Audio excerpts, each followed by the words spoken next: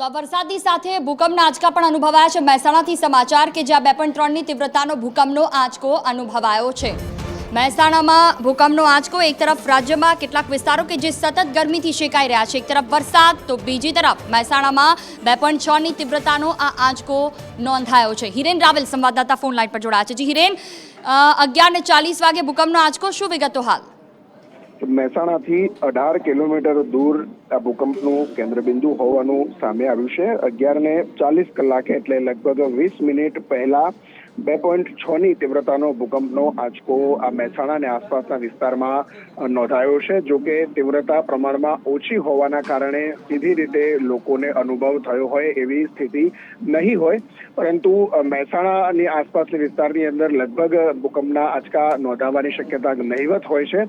અને આ સિસ્મોલોજીક ઝોન એટલે કે કચ્છ અને પાટણની નજીકનો જિલ્લો હોવાના કારણે સંભવતઃ આ નાની તીવ્રતાનો ભૂકંપનો આંચકો હોઈ શકે છે। કોઈ પણ પ્રકારની જાનહાનિ અથવા તો ગંભીરતા અત્યારે હાલ આના આધારે નથી। બિલકુલ, તમામ જાણકારી બદલ આભાર।